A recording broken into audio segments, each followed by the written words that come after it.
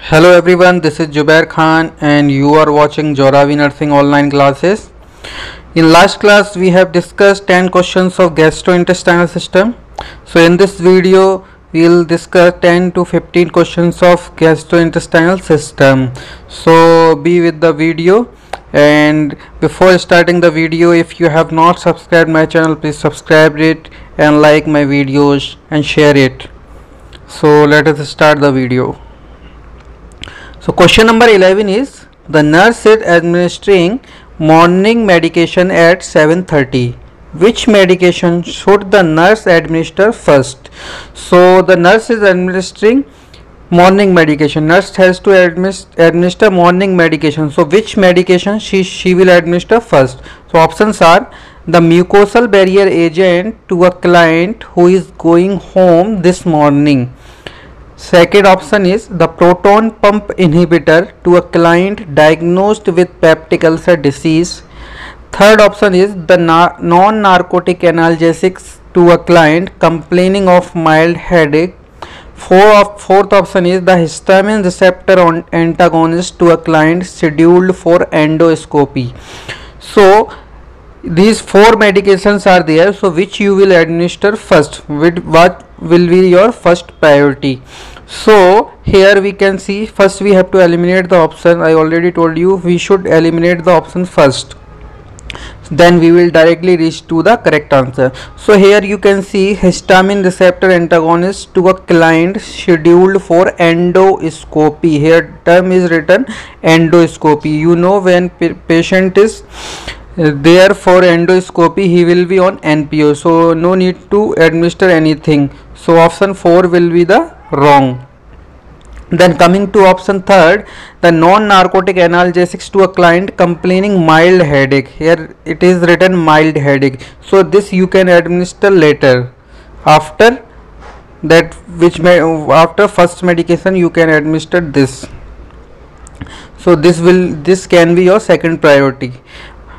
Now remaining two options, proton pump inhibitor and mucosal barrier, these two are very important. So proton pump inhibitor also you have to give before food, and mucosal barrier also on empty stomach you have to give. But in proton pump inhibitor, client diagnosed with peptic ulcer disease, it has written like this. But in mucosal barrier agent, it has written client who is going home this morning. So you have to give this on empty stomach only. So in these options, clients may leave. If you have not given that mucosal barrier, a client may leave the ward and he may skip the medications. So this should be your first priority, mucosal barrier. After that you should administer proton pump inhibitor, then only you should administer non-narcotic analgesics to a client who of a mild headache. So here correct answer will be the mucosal barrier. So this is your first priority, mucosal barrier you have to administer first. So here option 1 is correct. Now question number 12 is, the nurse in the operating suite is preparing a male client diagnosed with GERD for surgery. Which data would require the nurse to call a timeout?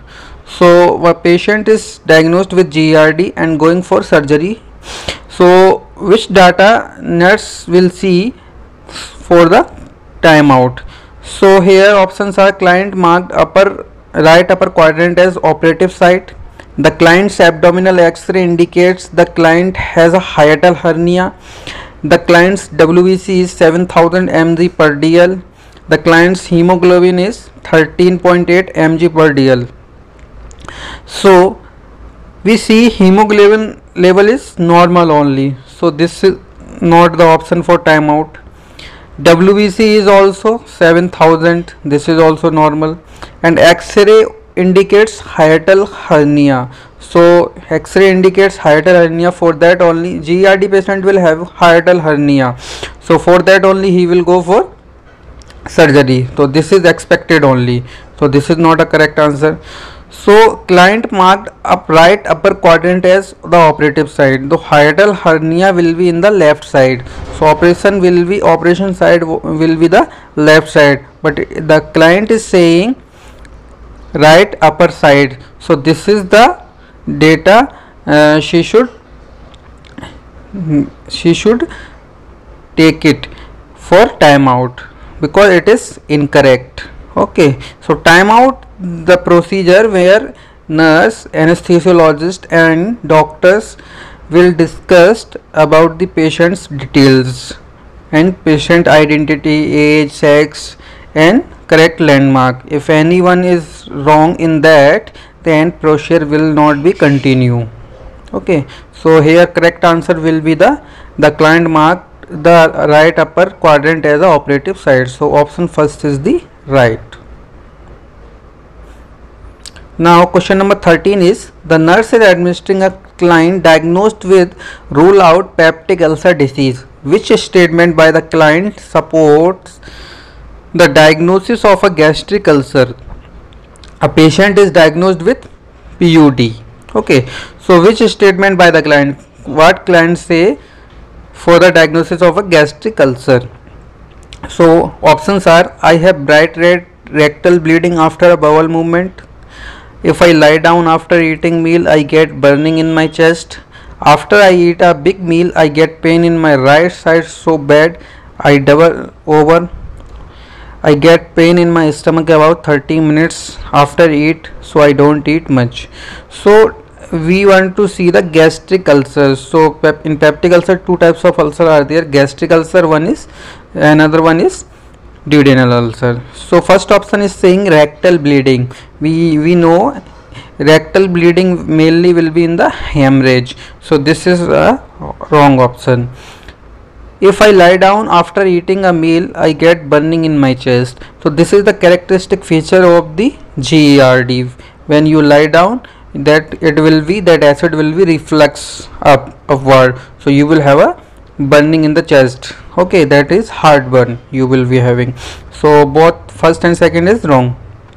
Third option, if I eat a big meal, I get pain in my right side so bad I double over. So this is the main characteristic feature of the gallstone or cholelithiasis. Okay, or that will be in the right side.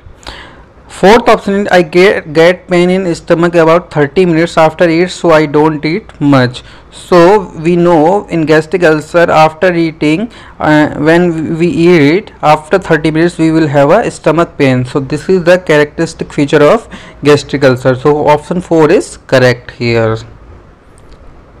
Now going to next question. Question number 14 is an experienced nurse explain to a new nurse the definitive diagnosis of peptic ulcer disease. So here question is asking definitive diagnosis, not just diagnosis, definitive diagnosis. So this is the word we should remember, definitive diagnosis. So options are a urea breath test, upper gastrointestinal endoscopy with biopsy, barium contrast studies, the string test. So we know this urea breath test, string test and endoscopy, these all are tests for diagnosis of PUD. But barium contrast study is mainly for visualization of upper GI, that is esophagus, your stomach and duodenum. That will be just visualization of only, which you cannot identify whether it is H. pylori or not, but just you can visualize with the barium contrast. Any stenosis is there, so that we can see with the barium contrast. But these three are these three tests for diagnosis of PUD, but definitive diagnosis is asking. So urea breath test and string test, it is mainly for you can assess these things, you can assess the H. pylori with these things. But definitive diagnosis, when you do the endoscopy with biopsy, when you see do the endoscopy, you can visualize the GI tract clearly and you can get the sample, and whether you can assess whether it is H. pylori or whether it is any tumor or any cancer it is there. So this will be the main correct thing, upper gastrointestinal endoscopy with biopsy. So you can visualize the upper GI and you can get the sample and you can identify whether it is due to H. pylori or any carcinoma is there, what is there, you can easily identify with this. So either here definitive diagnosis will be upper GI endoscopy with biopsy. So second option is correct here. Now going to next question.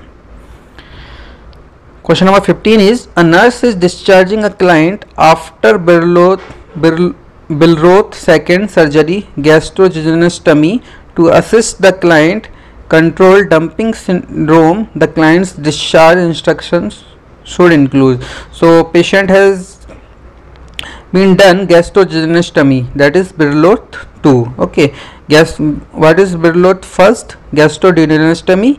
Billroth 2 is gastrojejunostomy. So this is the, for this surgery complication is dumping syndrome. So what instruction we should give the client? So options are drink fluids with meals, eating a high carbohydrate and low protein diet, waiting at least 5 hours between meals, lying down for 20 to 30 minutes after meals. So we know in gastrojejunostomy is there when dumping syndrome will be the complication. So what is dumping syndrome? Suddenly food is, when you eat the food, it will pass within 5 minutes to the lower GI. So to prevent this, we should not drink the fluid. Okay, so option first is incorrect. Eating a high carbohydrate and low protein diet. So we know for Billroth 2 or Billroth 1, to prevent dumping syndrome, we should eat the low carbohydrate and high protein diet, because if you will eat the high carbohydrate diet only, it will lead to the postprandial hypoglycemia, because it will digest easily, then you may go for hypoglycemia, that patient may go for hypoglycemia. So this is incorrect only. So here it should be low carbohydrate and high protein diet. Waiting at least 5 hours between meals. So it should not be like this. We should eat 6 small meals. Okay, it should not be that much gap should not be there, because patient may have hypoglycemia. So third option is also wrong. Lying down for 20 to 30 minutes after meals. So this is correct. When patient has eaten, he or she should lie down for 20 to 30 minutes. So it will prevent the food will not pass suddenly to the lower GI. So this is the correct answer. Lying down for 20 to 30 minutes after meals. So 15 of question number 15 is fourth option is right. Now question number 16. After Billroth second surgery gastrojejunostomy, a client experiences weakness, diaphoresis, anxiety, palpitation 2 hours after a high carbohydrate meal. Question is saying this is the weakness, diaphoresis, anxiety, palpitation. This is happening 2 hours after a high carbohydrate meal. So high carbohydrate meal he has taken. So a nurse should interpret that symptoms indicate the development of. So these symptoms related with, why these symptoms is occurring, she should identify. So option first is steatorrhea, duodenal reflex, hypervolemic fluid overload, postprandial hypoglycemia. So in previous question I said you, in dumping syndrome, if you eat a high carbohydrate diet, it will digest easily and you will get a postprandial hypoglycemia. So here correct answer will be the postprandial. These all symptoms are related with postprandial hypoglycemia. So option 4 is correct here. Steatorrhea is fat in stool.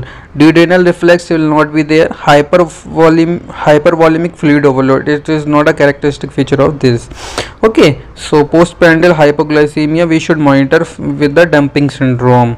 Okay, because when patient eat the high carbohydrate diet, it will lead to the postprandial hypoglycemia. Why? Because it will easily digest and patient may go for hypoglycemia. Thus we say postprandial hypoglycemia, yani after eating after 2 hours patient may go for postprandial hypoglycemia. So option 4 is correct. Now question number 17 is, a client is hospitalized for a conservative treatment of cirrhosis. As part of the collaborative plan of care, a nurse would anticipate. So for treatment of cirrhosis he is admitted. So as a part of collaborative plan of care, nurse would anticipate monitoring the client's blood sugar, maintaining NPO status, administering antibiotics, and encouraging frequent ambulations. So patient is diagnosed with cirrhosis, and what treatment she should plan? So encourage the frequent ambulation. So we know when patient is diagnosed with cirrhosis, he and she should be in rest. So option 4 is incorrect. Administer antibiotics. So antibiotics we cannot administer like this. This is the main, doctors will say, then only we will administer antibiotics. Mainly that cirrhosis will be occurring by the viral cirrhosis, viral hepatitis. When it is bacterial hepatitis, then only we can administer antibiotics. So this is wrong. Maintaining NPO status. So we should not maintain the NPO status. When we will NPO status in pancreatitis, we should maintain NPO status, not in cirrhosis. Option 1 is monitoring the client's blood sugar. So this is the main we should remember. 20 to 40% patients with the cirrhosis, they will have a insulin resistance. So they may have a diabetes, or some patient may have a hypoglycemia. Some patient, because what liver do the gluconeogenesis. Okay, so glycogen will be converted into the glucose. So patient body will get the glucose also. So some patient may be hypoglycemic and some patient may be hyperglycemic. So monitor the client's blood sugar. This is main important in this cirrhosis patients.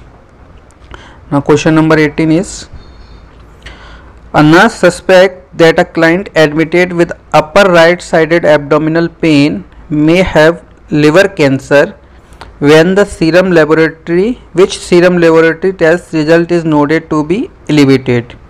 So for liver cancer, which is the serum laboratory marker? So creatinine, alpha fetoprotein levels, serum phosphorus levels, or CA 125. So we know creatinine and serum phosphorus levels is related with kidney disease. So these first and third is wrong. CA, we know CA 125 is related with ovarian cancer. So this is also wrong. So here remaining is alpha fetoprotein. This is the correct answer here. So this is the tumor marker for liver cancer, AFP. So this level we have to check. Now question number 19 is, a registered nurse is caring for a client following liver biopsy with the assistance of a student nurse. The nurse evaluates that the student understands the post procedure care.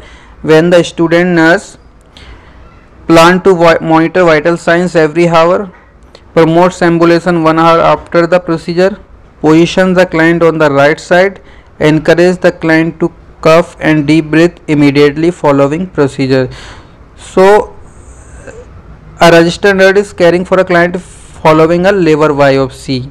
Okay, a patient has went for liver biopsy. After that, nurse is caring for that patient with the assistance of student nurse is also there. So RN evaluates that student understand the post procedure care. So after liver biopsy, what is the main procedure, what is the main care? So student nurse has understood that we have to see. So first option is plan to monitor vital signs every hour. Okay, this is promotes ambulation 1 hour after the procedure. Okay, position the client on the right side, encourage the client to cough deep breath immediately following procedure. So option 4 is contraindicate. After the procedure should caution the cough and deep breath. So option 4 is wrong. Promote ambulation, this is wrong. And monitor vitals every hour, it is not needed every hourly. So we should position the client on the right side. This is the correct answer because it will prevent, we have to prevent the hemorrhage. Okay, so patient will be on the right side, we should keep the patient on the right side. So here correct option is position the client on the right side. Why? Because we have to prevent the hemorrhage, because after liver biopsy hemorrhage may occur. So option third is right. Now question number 20 is, while performing assessment of a client with acute pancreatitis, a nurse notes the following skin appearance. What should be the nurse's interpretation of these findings? So acute pancreatitis is there, skin color is like this. So what is the main? What should the nurse interpretation of this finding? Why it is occurring? So seepage of blood stain exudates from the pancreas has occurred. The pancreatitis has caused the stomach to bleed and the blood is now in the intestinal tissues. An intestinal obstruction that has increased vascular pressure has developed due to pancreatic inflammation. Portal hypertension has developed. So these four options are there. So why it is occurring? So portal hypertension will be the complication of liver cirrhosis. Okay, so in liver cirrhosis we will see the portal hypertension. So fourth option is wrong. An intestinal obstruction has increased, so this is also wrong. It is not related with the pancreatitis. In pancreatitis has caused stomach bleed. This is also wrong. Pancreatitis will not cause the stomach bleeding. Seepage of blood stain exudates from the pancreas has occurred. This is the correct. Why? This is called the Turner sign. You have read the two signs, Turner sign and Couller's sign. So Couller's sign is that blood bluish discoloration of the periumbilical region is Couller's sign, and this Turner sign is in flank region, bluish discoloration in the flank region. So what it will be happen in this area, that arteries and vessels minor will be ruptured and blood will be stained in that area. So seepage of blood stain exudates from the pancreas has occurred. So this is the correct answer here. This is called, we know this is the Turner sign of the pancreatitis. So this is correct. Now question number 21 is, a client diagnosed with chronic pancreatitis is concerned about pain control. A nurse explained to the client that the initial plan for controlling the pain of chronic pancreatitis involves the administration of opioid analgesic medication, NSAIDs, pancreatic enzyme with H2 blocker medication, acetaminophen, and low carbohydrate diet. So when patient is on pancreatitis, that too in chronic pancreatitis. So in chronic pancreatitis, it is saying nurse explain the initial plan. So when patient is on chronic pancreatitis, what we should do for controlling pain? We should not give directly the opioid analgesic. Whereas if it is acute pancreatitis, it should be given opioid analgesic medication to control the pain. NSAIDs also we can give, but it will not be our initial plan. Our initial plan will be pancreatic enzymes with H2 medication. So we have to give the pancreatic enzymes. So what if we will not control it, we will just give the pain medication, so that time it will subside, but after that again it will be happen. When if we give the pancreatic enzyme, that pancreatic juice will not be released, so that load on the pancreas will be decreased. So then it will lead to the pain subsides. So here our priority intervention will be the pancreatic enzyme with the H2 blocker. When we give the pancreatic enzyme with the food, so it will decrease the load of the pancreas. So pancreas, then pain will be controlled. if after that also pain has occurred, then only we will go with the opioid analgesics or NSAIDs. Option 4 is saying acetaminophen and low carbohydrates. So patient of pancreatitis, we should give the high carbohydrate diet. Okay, so here option 3 is correct. Now question number 22 is, while reviewing a client medical record, a nurse notes the diagnosis of biliary colic. Consider this diagnosis. Which additional sign will the nurse most likely find in the client's medical record? So biliary colic means gallstone. It is there in the cystic duct or common bile duct. So what is the additional sign? So when you are having cholecystitis or gallstone is there, cholelithiasis is there, what you will have a pain. So bloody diarrhea, it is not a characteristic feature. Hard one will be in the GERD. Abdominal distension will be in the, if fluid is there in peritoneal cavity, then it will be there. Okay, but severe abdominal pain, it is the main characteristic feature of cholelithiasis. You will be having the pain. So this she will see severe abdominal pain. So this is the correct answer here. Now question number 23. The nurse is planning the care of a client diagnosed with peptic ulcer disease admitted into the hospital. The client is complaining of mid-epigastric pain and has a hemoglobin of 9.2 mg per dl. Okay, mid-epigastric pain you are having, the patient is having mid-epigastric pain and diagnosed with peptic ulcer disease, has hemoglobin 9.2. Which client problem is priority? So in these, what is the main priority? Alteration in bowel elimination, knowledge deficit, inability to cope, and risk for hemorrhage. So we know whenever we are going for problem priority, first we should start with the physiological problem. So this knowledge and inability to cope, this is psychological.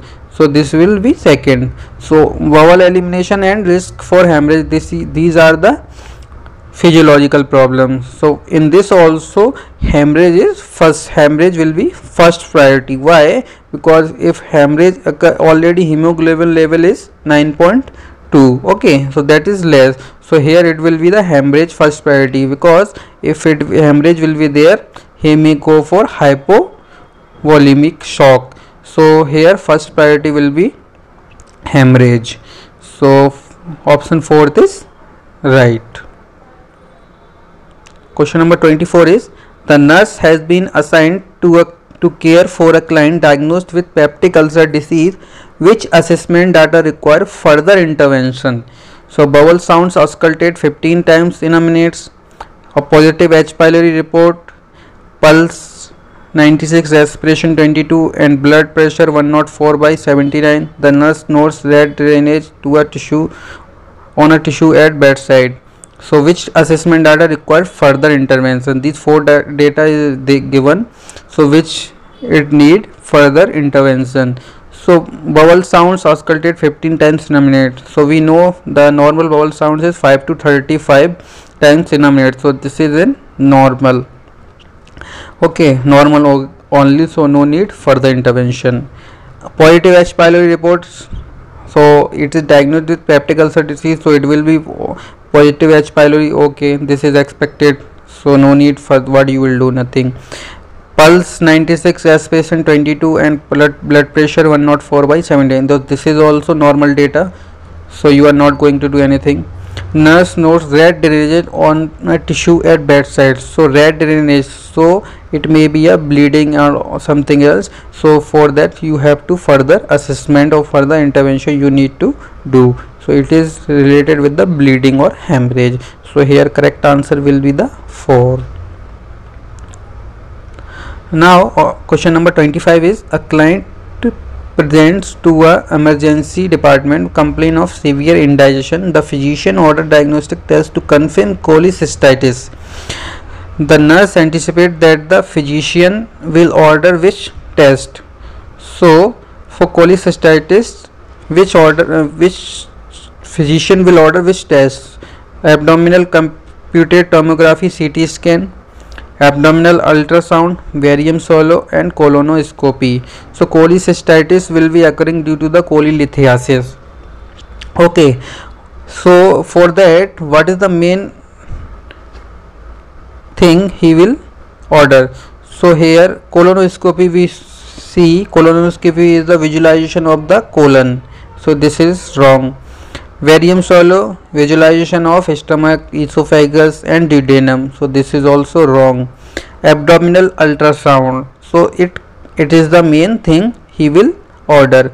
CT scan also he can order, but this is very expensive. So usually we used to find cholelithiasis and all with the abdominal ultrasound. So first we will see by the abdominal ultrasound only, after that only we go for CT scan. So here nurse anticipate that physician will order which test? Abdominal ultrasound. So these are the questions 11 to 25. Now it is finished. So I hope you would have understood. If you have any queries, please comment on the comment box, and if you have not subscribed my channel, please subscribe it. We will meet in next video. If you have any queries, please comment. If you don't understand, please watch again and again this video. Thank you all of you. Thank you.